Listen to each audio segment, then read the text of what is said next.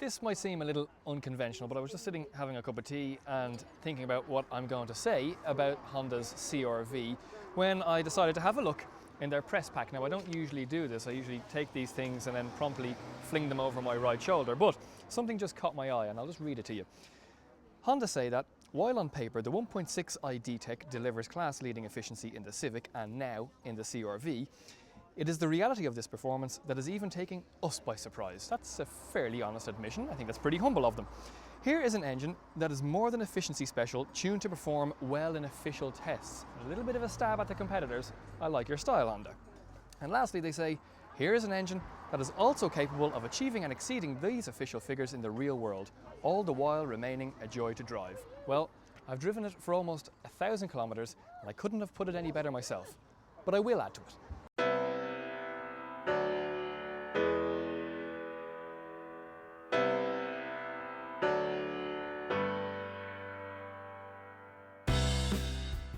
Aside from some upgrades and mainly aesthetic changes, the previous CRV had been knocking around since 2007 without any major changes. That is to say, it remained a 2.2 litre diesel with four-wheel drive only, but the market has moved on since 2007. Just think of how many changes has been made to your iPhone or to your smartphone. A lot, and the same is true in the car market as well. People don't want 2.2 litre diesel engines anymore. They also don't really need four-wheel drive. We had one bad winter a few years ago, and since then there hasn't really been a requirement for driving something with four-wheel drive. So Honda have fitted this CRV with two-wheel drive and a 1.6 litre diesel engine.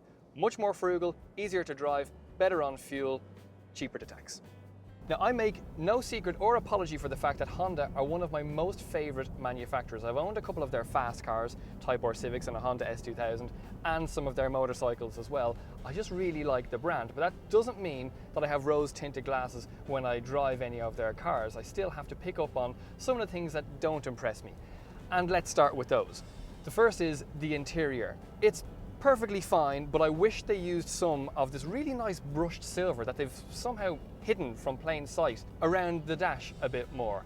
I also think that the radio could do with being modernized. There isn't a touchscreen. I can forgive that, but it's just kind of big and plastic and the buttons are kind of spongy. Aside from those things, I can't find fault with the CRV. It's a very easy car to live with. One of the big advantages of having a car as big as this, although it doesn't feel that big to drive on the road, is that you get a huge amount of interior space and a really big, proper-sized boot.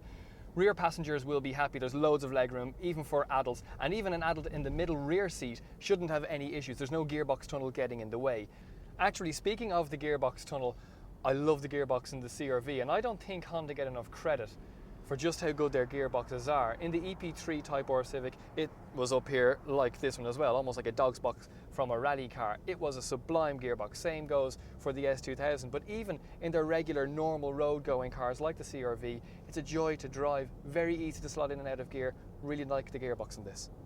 I've been returning 5.5 litres per 100 kilometres no matter what I've been throwing at this CRV. That is still 1 litre per 100 kilometres more than Honda claim it will do. I have no doubt that it is capable of doing 4.5 litres per 100 kilometres because I haven't even been using the econ button and driving the way the car is telling me to drive. Instead, I've been hoofing it around a little bit.